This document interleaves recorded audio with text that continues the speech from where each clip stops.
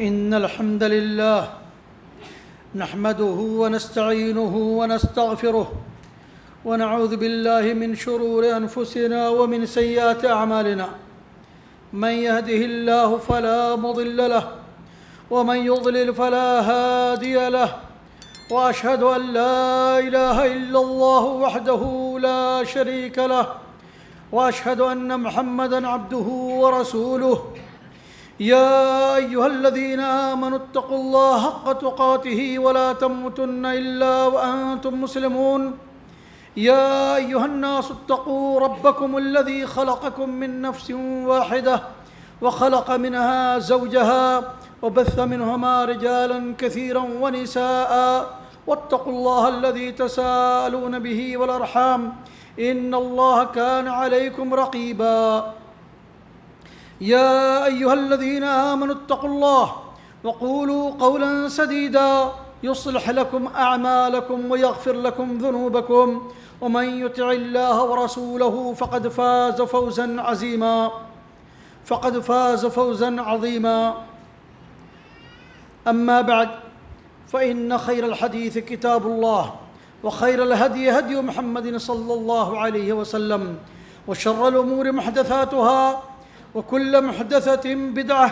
وكل بدعة ضلالة، وكل ضلالة في النار. أعوذ بالله السميع العليم من الشيطان الرجيم. بسم الله الرحمن الرحيم. والسابقون الأولون من المهاجرين والأنصار والذين اتبعوهم بإحسان رضي الله عنهم ورضوا عنه، وأعد لهم جنات تجري تحتها الأنهار خالدين فيها أبدا، ذلك الفوز العظيم. اکابرین قوم ملت، نوجوانان قوم، عزیزان اسلام، اللہ رب العالمین نے جس طرح محمد الرسول اللہ صلی اللہ علیہ وسلم کو آخری نبی کی حیثیت سے چن لیا تھا، اسی طرح اللہ تعالیٰ نے اپنے آخری رسول کے لیے اس جماعت کو چنا جس جماعت نے آپ کی صحبت اختیار کی، آپ سے دین کو سیکھا، اگلی نسلوں تک پہنچایا، جس جماعت نے دین کے خاطر اپنا سب کچھ قربان کیا، جان دینے کی ضرورت پڑی جان دیا، اولاد کی قربانی کی ضرورت پڑی اولاد کو اللہ کی راہ میں لگا دیا، مال کی قربانی کی ضرورت پڑی اپنا مال قربان کیا. وہ ایسی نسل تھی جو محمد الرسول اللہ صلی اللہ علیہ وسلم کے ایک ایک ادا پر اور ایک ایک صدا پر قربان ہونے کے لیے تیار تھی. وہ ایسی بے مثالی نسل تھی جس کی مثال انبیاء کے بعد انسانیت کی پوری تاریخ میں آپ کو نہیں مل سکتی. وہ نسل بے مثال تھی ایمانداری میں، امانت داری میں، بہادری میں، وفا میں، صدق و سچائی میں، اخلاص و للہیت میں. ہر وہ صفت جو ایک انسان میں مطلوب ہے، اس صفت میں وہ نسل اپنی مثال آپ تھی. آپ تاریخ کی کتابوں میں جب نظر ڈالیں گے تو پوری انسان، جب سے انسان پیدا ہوا اس روئے زمین پر، اس وقت سے لے کر آج تک کوئی ایسی نسل نہیں مل سکتی ہے جو اس طرح کی بے مثال نسل ہو. جب اللہ کے رسول صلی اللہ علیہ وسلم کے پاس قریش کی طرف سے صلح حدیبیہ کا ایک نمائندہ عروہ ابن مسعود ثقفی آئے، جو بعد میں مسلمان ہوئے، لیکن وہ اس وقت کافر تھے. جب قریش کا یہ نمائندہ اپنی قوم کے پاس لوٹ کر گیا تو سنیے کیا کہا قریش کے لوگوں سے کہ اللہ کی قسم، میں نے قیصر و کسریٰ کا دربار دیکھا ہے، میں نے نجاشی کا دربار دیکھا ہے، لیکن محمد کے جو ساتھی میں جو وفاداری دیکھی، جو فرما برداری دیکھی، وہ کسی بادشاہ کے پاس میں نے وہ فرما برداری اور وہ قربانی کا جذبہ نہیں دیکھا. کہا محمد صلی اللہ علیہ وسلم جب بات کرتے ہیں تو ان کے یہ سارے ساتھی ہماتن خاموش ہو جاتے ہیں، ہماتن گوش ہو کر سنتے ہیں۔ جب محمد بلغم پھینکتے ہیں، کھکھارا پھینکتے ہیں، تو محمد کے ساتھی اس کو اپنے ہاتھوں پر لے کر اپنے چہرے اور جسم پر لگا لیتے ہیں، اور محمد کے ساتھیوں کا یہ حال ہے صلی اللہ علیہ وسلم کہ ہم ان کی طرف نگاہ بھر کے دیکھتے نہیں ہیں تعظیم اور ہیبت کی وجہ سے۔ یہ ایک کافر کی گواہی ہے، جس کافر کو کفار قریش نے صلح حدیبیہ کے موقع سے بحیثیت نمائندہ بھیجا تھا، وہ بعد میں مسلمان ہو گئے رضی اللہ عنہ۔ یہ وہ نسل ہے جس کی تعریف اللہ تعالیٰ نے اپنی کتاب قرآن کریم میں مختلف مقامات پر کی ہے۔ رب العالمین فرماتے ہیں والسابقون الاولون من المہاجرین والانصار والذین اتبعوهم بإحسان رضی اللہ عنہم ورضوا عنہ وأعد لهم جنات تجری تحتها الانہار خالدین فیہا ابدا وذلک الفوز العظیم، کہ وہ لوگ جو سبقت لے گئے،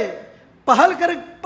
کر گئے ایمان کے لیے، چاہے وہ مہاجرین میں سے ہو یا انصار میں سے ہو، اور جن لوگوں نے ان کے نقش قدم کی پیروی کی ہے احسان کے ساتھ، اخلاص کے ساتھ۔ رب العالمین ان کے بارے میں فرما رہا ہے، جو علام الغیوب ہے، جو غیب کو جاننے والا ہے، وہ فرماتا ہے کہ اللہ تعالیٰ ان سے راضی ہو گیا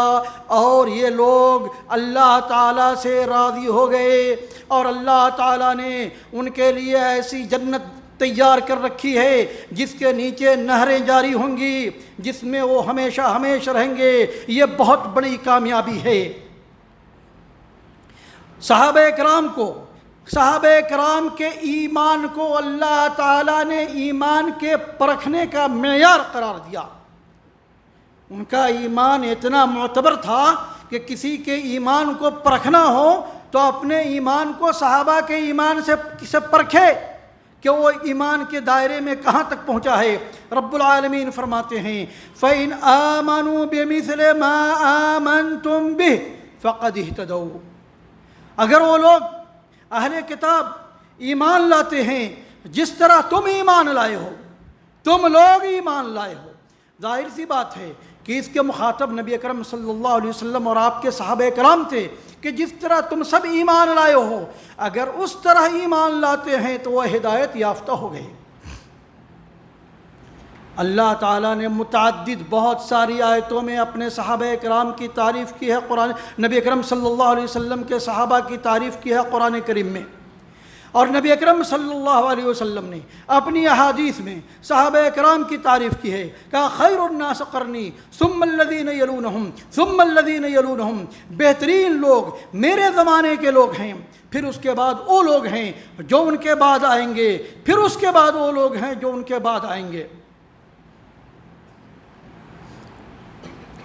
صحیح مسلم کی روایت ہے اور صحیح بخاری میں بھی اس کا مرفوع جو ٹکڑا ہے وہ موجود ہے کہ خالد بن ولید رضی اللہ تعالیٰ عنہ اور عبد الرحمن بن عوف رضی اللہ تعالیٰ عنہ کے درمیان کوئی بات ہو گئی، وہ بھی انسان تھے، تھوڑی بات ہو گئی تو خالد بن ولید رضی اللہ تعالیٰ عنہ نے عبد الرحمن بن عوف کو تھوڑا برا بھلا کہہ دیا۔ نبی اکرم صلی اللہ علیہ وسلم کو جب یہ بات پتہ چلی تو آپ صلی اللہ علیہ وسلم نے فرمایا لا تسبوا اصحابی فلو ان احدکم انفق مثل احد ذهبا ما بلغ مد احدهم ولا نصیفه، کہ تم میرے صحابہ کو برا بھلا مت کہو،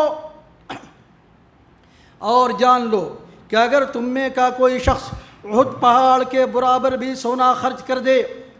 جن لوگوں کو مکہ اور مدینہ کی زیارت نصیب ہوئی ہوگی انہوں نے مدینہ میں احد پہاڑ کا سلسلہ دیکھا ہوگا، کتنا لمبا چوڑا اور اونچا پہاڑ ہے، کہا کہ اگر تم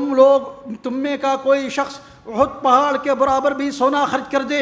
اور میرے کسی صحابی نے اگر 1 مد بھی سونا خرچ کیا ہے یا آدھا مد بھی خرچ کیا ہے تو تم ان کے مقام و مرتبہ کو نہیں پہنچ سکتے۔ 1 مد تقریباً 600-650 گرام ہوتا ہے، بس 700 گرام مان لیجئے، بس 1 کلو بھی نہیں ہے کہ اگر ہمارے صحابی نے اگر 1 مد سونا خرچ کر دیا ہے تو تم ان کے مقابلے میں احد پہاڑ کے برابر سونا خرچ کر کے تم نہیں پہنچ سکتے اس مرتبے تک۔ یہاں غور کرنے کی بات یہ ہے کہ یہ جو برا بھلا کہا تھا وہ خالد بن ولید رضی اللہ تعالیٰ عنہ تھے، جن کو اللہ کے رسول صلی اللہ علیہ وسلم نے کہا ہے کہ اللہ کی تلواروں میں سے ایک تلوار ہے کہ وہ جس جنگ میں داخل ہوئے اللہ تعالیٰ نے ان کے ہاتھوں مسلمانوں کو فتح نصیب فرمائی۔ تو جب ایسے جلیل القدر صحابی سے یہ بات کہی جا رہی ہے کہ تم عبد الرحمن بن عوف جیسے صحابی جو اسلام میں کی راہ میں سبقت کر چکے ہیں، تم ان کو برا بھلا نہیں کہہ سکتے، تو جب ایسے جلیل القدر شخص سے یہ بات کہی جا رہی ہے تو ایرے غیرے نتھو خیرے کو کیا حق بنتا ہے کہ کسی صحابی پر وہ کوئی کلام کرے؟ معزز سامعین، قرآن و سنت میں جو صحابہ کرام کے بارے میں جو فضائل بیان کیے گئے ہیں ان کو 1 2 4 10 20 مجلسوں میں بیان نہیں کیا جا سکتا ہے۔ عام صحابہ کرام کے فضائل الگ، بدر میں شریک ہونے والے صحابہ کرام کے فضائل الگ،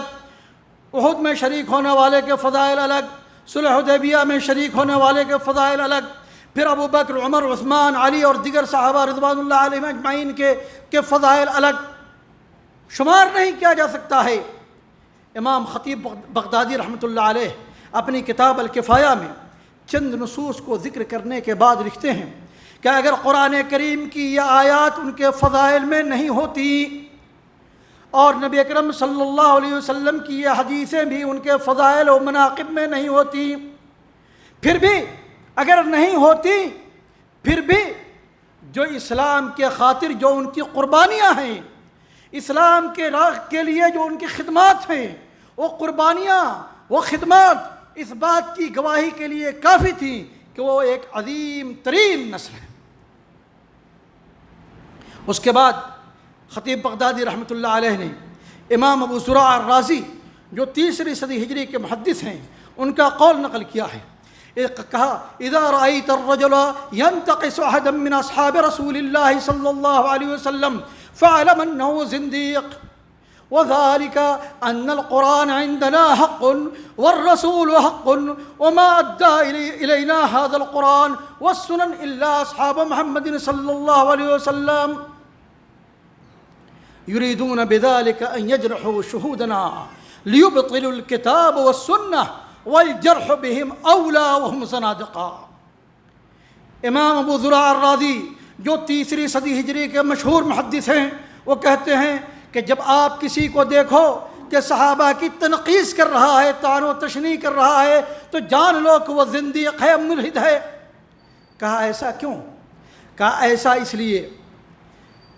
کہ اللہ کی کتاب قرآن کریم حق ہے، نبی اکرم صلی اللہ علیہ وسلم برحق ہیں، اور اللہ کی کتاب کو اور نبی اکرم صلی اللہ علیہ وسلم کی سنت کو ہم تک انہی صحابہ کرام نے پہنچایا ہے، یہ دین انہی صحابہ کرام نے پہنچایا ہے۔ تو ایسے لوگ، صحابہ کرام کی تنقیص کرنے والے لوگ یہ چاہتے ہیں کہ ہمارے دین کو ڈیمیج کر دیں، اس لیے کہ دین کو پہنچانے والے جو لوگ ہیں ان کو اگر ڈیمیج کر دیں گے تو دین بھی ڈیمیج ہو جائے گا۔ تو ان کا اصل مقصد اس دین کو ڈیمیج کرنا ہے، اس دین کو مجروح کرنا ہے۔ اس کے بعد انہوں نے کہا کہ وہ لوگ جرح و قدح کے ایسے لوگ زیادہ حقدار ہیں جو صحابہ پر طعن و تشنیع کرتے ہیں، اور یہ لوگ زندیق ہیں، ملحد۔ معزز سامعین، جیسا کہ میں نے خطبے کے آغاز میں ذکر کیا کہ یہ نسل بے مثال تھی ہر چیز میں، بے مثال تھی ہر چیز میں۔ آپ غور کیجئے کہ جب ایک آدمی سے بدکاری کا ارتکاب ہو جاتا ہے، ایک صحابی سے جو بڑے صحابہ کرام میں سے بھی نہیں ہیں، تو نبی اکرم صلی اللہ علیہ وسلم کے پاس حاضر ہوتے ہیں اور کہتے ہیں کہ اللہ کے رسول مجھے پاک کر دیجئے۔ ان کو پتہ ہے کہ اس جرم سے پاک کرنے کا جو طریقہ ہے وہ یہ ہے اسلام میں کہ پتھر سے مار مار کر سنگسار کر دیا جائے گا اور میرے وجود کا خاتمہ ہو جائے گا۔ اس کے باوجود وہ نبی اکرم صلی اللہ علیہ وسلم سے فرماتے ہیں کہ اللہ کے رسول مجھے پاک کر دیجئے۔ کس چیز نے ان کو اس بات پر مجبور کیا کہ وہ نبی کے سامنے جا کر کے اس بات اپنے جرم کا اعتراف کریں، اس لیے کہ ان کا ایمان اتنا پختہ تھا کہ وہ آخرت کے عذاب سے اپنے آپ کو بچانے کے لیے اس دنیاوی عذاب کے لیے ہر طرح تیار تھے۔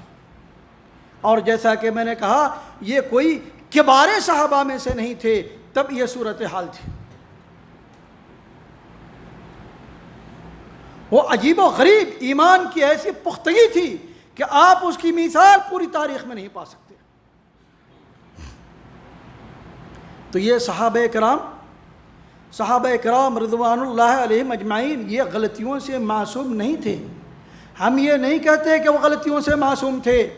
غلطیوں کا ارتکاب ہو جاتا تھا ان سے بھی، لیکن یہ غلطیاں ان کے نیکیوں کے سمندر میں ان غلطیوں کی حیثیت تنکے کی ہے، اور جو ان کے نیکیوں کا جو سمندر ہے اس سمندر میں ان تنکوں کی کیا حیثیت ہو سکتی ہے، آپ اس کا اندازہ لگائیے۔ اور اللہ تعالیٰ نے ان کو اپنی رضامندی کی سرٹیفکیٹ دے دیا ہے۔ مشہور حنفی عالم دین، 3 صدی ہجری کے جلیل القدر عالم دین امام طحاوی حنفی رحمۃ اللہ علیہ فرماتے ہیں، غور سے سنیے گا کیا فرماتے ہیں اپنی کتاب عقیدہ طحاویہ میں، وَنُحِبُّ أَصْحَابَ رَسُولِ اللَّهِ صلی اللہ علیہ وسلم وَلَا نُفْرِطُ فِي حُبِّ أَحَدٍ مِّنْهُمْ وَلَا نَتَبَرَّأُ مِنْ وَاحِدٍ مِّنْهُمْ وَنُبْغِضُ مَنْ يُبْغِضُهُمْ وَبِغَيْرِ الْخَيْرِ يَذْكُرُهُمْ وَلَا نَذْكُرُهُمْ إِلَّا بِخَيْرٍ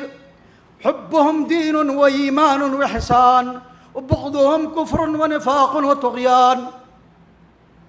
وہ کہتے ہیں کہ ہم اصحاب رسول اللہ صلی اللہ علیہ وسلم سے محبت کرتے ہیں، اور اس محبت میں ہم بہت غلو نہیں کرتے، یعنی جس طریقے سے بعض لوگ غلو کر گئے ہیں کہ علی بن ابی طالب رضی اللہ تعالیٰ عنہ کو اللہ کا درجہ دے دیا ہے، یا اس طرح کا جو غلو ہے، اس طرح کا غلو ہم نہیں کرتے، اور نہ ان میں سے کسی سے، اور نہ ان صحابہ کرام میں سے کسی سے برات کا اظہار کرتے ہیں، اور ہم ہر اس شخص سے، امام طحاوی فرماتے ہیں کہ ہم ہر اس شخص سے بغض رکھتے ہیں جو صحابہ کرام سے بغض رکھتا ہے، اور جو ان کا ذکر خیر نہیں کرتا بلکہ ذکر شر کرتا ہے، ہم ان لوگوں سے بغض رکھتے ہیں، اور ہم صحابہ کرام کا ذکر جب بھی کرتے ہیں خیر اور بھلائی کے ساتھ ذکر کرتے ہیں، کیونکہ ان کی محبت دین ہے، ایمان ہے، احسان ہے۔ صحابہ کرام کی محبت دین ہے، ایمان ہے، احسان ہے، اور ان سے بغض رکھنا کفر ہے، نفاق ہے، سرکشی اور طغیان ہے۔ معزز سامعین، یہ 3 صدی ہجری کے غالباً 321 ہجری میں ان کی وفات ہے، 3 صدی ہجری کے بہت مشہور، بہت بڑے حنفی عالم دین ہیں رحمہ اللہ رحمۃ واسعہ۔ یہ ان کا قول تھا، اور یہ اس کا ترجمہ پڑھ کر کے میں نے آپ کو سنایا۔ تو یہ ہے اہل سنت والجماعت کا عقیدہ صحابہ کرام کے سلسلے میں، اور اہل سنت والجماعت کا اس بات پر اجماع ہے کہ تمام کے تمام صحابہ نیک ہیں، سچے اور پکے ایمان والے ہیں، اور جیسا کہ میں نے کہا کہ وہ غلطیوں سے معصوم نہیں تھے۔ انبیاء معصوم ہیں لیکن صحابہ کرام معصوم نہیں تھے، ان سے کچھ غلطیاں ہوئی ہیں، لیکن وہ غلطیاں ان کے نیکیوں کے سمندر میں تنکے کی حیثیت رکھتی ہے۔ اب کسی کو وہ نیکیوں کا سمندر نظر نہیں آتا ہے اور وہ تنکے نظر آتے ہیں تو اپنے ایمان کی تجدید کرے۔ ان کے درمیان باہمی کچھ اختلافات ہوئے ہیں، ان اختلافات کے سلسلے میں اہل سنت والجماعت کا عقیدہ یہ ہے کہ ہم ان اختلافات کے سلسلے میں اپنی زبان پر کنٹرول رکھیں گے۔ ان اختلافات کو کچھ لوگ سہارا بنا کر صحابہ پر طعن و تشنیع، تنقیص اور قدح کا جو طریقہ اختیار کرتے ہیں وہ اہل سنت والجماعت کے اجماعی طریقے کے خلاف ہے۔ اور یہ بھی سن لیجئے کہ صحابہ کرام پر طعن و تشنیع کرنا اہل سنت والجماعت کا طریقہ نہیں تھا، یہ روافض کا طریقہ تھا، جو ابو بکر صدیق، عمر بن الخطاب، عثمان رضی اللہ عنہم اجمعین اور دیگر صحابہ کرام کو کافر کہتے تھے، یہ ان کا طریقہ تھا، یہ اہل سنت والجماعت کا طریقہ نہیں تھا۔ ادھر 100-150 سال سے یہ چیز، یہ زہر دھیرے دھیرے اہل سنت والجماعت میں آنے لگا ہے کہ گلی کا کوئی بھی لونڈا کھڑا ہو جاتا ہے اور صحابہ کرام پر تنقید شروع کر دیتا ہے۔ تو صحابہ کرام وہ ایسی بے مثال نسل ہیں جن کو اللہ تعالیٰ نے اپنی نبی کی صحبت کے لیے اور اپنے نبی کے دین کو پہنچانے کے لیے، اپنے نبی کی نصرت اور حمایت کے لیے چن لیا تھا۔ ان سے محبت کرنا یہ ہمارا ایمان ہے، اور جو ان سے بغض رکھتا ہے، ان سے بغض رکھنا بھی یہ ایمان کی علامت ہے۔ اللہ تعالیٰ سے دعا ہے کہ اللہ تعالیٰ ہمیں اس دین کو صحیح طریقے سے سمجھنے اور اس پر عمل کرنے کی توفیق عطا فرمائیں، آمین۔ اقول قولی ھذا واستغفر اللہ لی ولکم ولسائر المسلمین فاستغفروہ انہ هو الغفور الرحیم۔